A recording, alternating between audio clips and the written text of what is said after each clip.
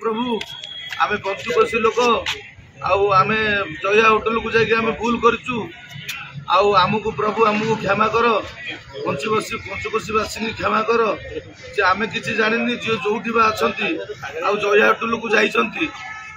are पार्चिति कौटी ना कौटी करूँ आम जगन्नाथ पाखे आत्मसमर्पण करुँ आम खाइचु आम आज्ञा आज पार्चिति होइचु आ जगन्नाथ पाक जीवु लोकनाथ दर्शन करूँ आम आज नरेन्द्र आज्ञा नंडालु कालेन्द्रेश्वर पाखे जय जगन्नाथ किंतु आम ये सरकार पाखे नवेदन रखू ए प्रभु ए ओडिशा रे ए गो